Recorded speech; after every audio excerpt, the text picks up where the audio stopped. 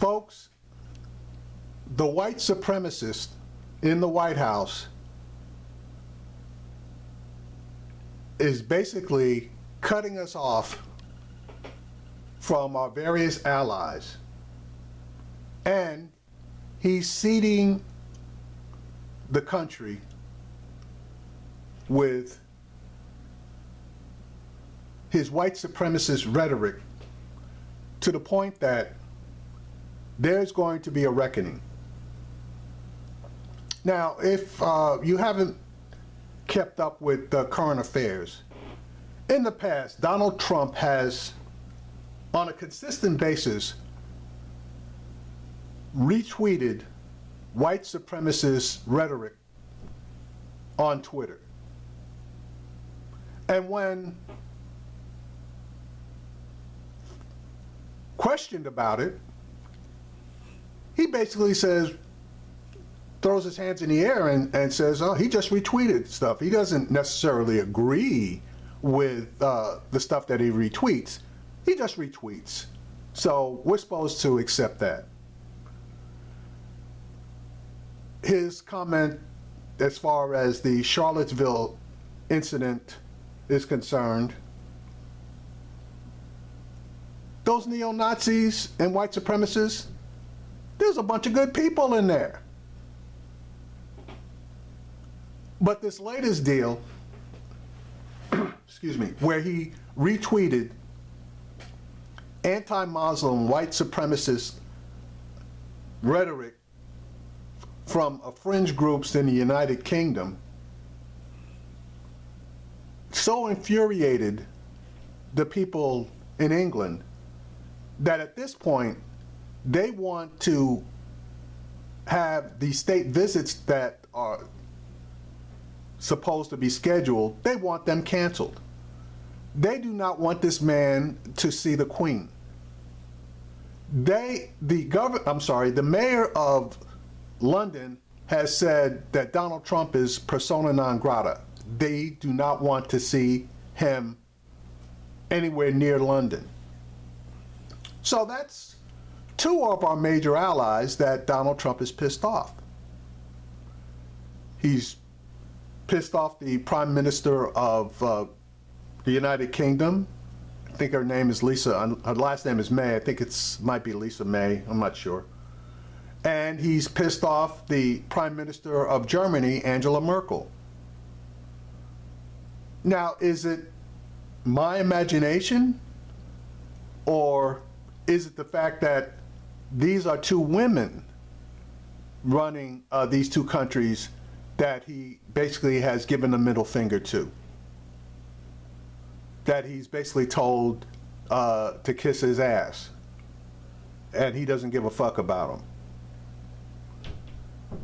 That's how it looks to me. But I think this picture is apropos because this picture, to me, indicates that Donald Trump is telling everybody to go fuck themselves. He got what he wanted, which is the title President of the United States. His businesses are all doing well. He doesn't have to tell us where his money's coming from. Russia, no tax returns, and he gets to go golfing every weekend. I'm not even going to talk about the insane rhetoric as far as North Korea and Iran are concerned, because all those things are going to lead to are wars, and wars that, number one, we can't afford, wars that we don't want to fight. The American people do not want to get into a war with North Korea or Iran. We can't afford wars with North Korea and Iran. And that's not even taking into consideration what China would do and what Russia would do if we got into military conflicts with those two countries. I mean, this guy has turned America into a total mess, both internationally and domestically. But you still got that 30% that will love this man's dirty drawers. That 30%, in my opinion, and I'm going to use someone else's words, are despicable. They are deplorable. They are immoral. If there are other adjectives that provide an apt description of them, I would use them. But I think you basically get the drift of how I feel about any Trump supporter, and at this point, any supporter of the GOP, which, as I stated previously, have voted to fuck America. If you are a Republican and you are in support of the people who are screwing us, basically, I have two words for you. Fuck you, because you are fucking us. I don't know how this is going to go as far as our relationship with the world is concerned, but I do know that people like Steve Bannon are jumping up and down because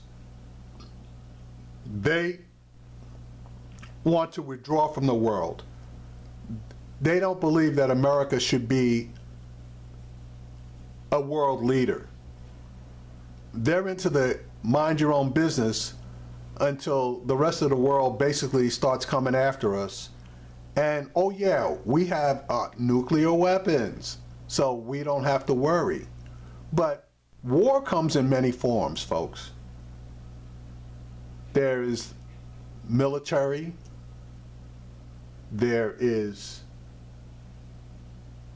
economic, there is social. There are all kinds of forms of war.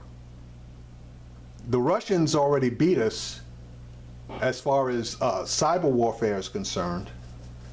The Chinese are whooping our ass as far as economic warfare is concerned. As far as social warfare is concerned, the Republicans are doing a damn good job as far as beating the country up as far as social issues are concerned. So I ask you, where are the regular folks winning? And honestly, when I look around, I don't see a single victory on the horizon. And the only thing that I can say at this point is keep hope alive. I don't know how, but we need to keep hope alive.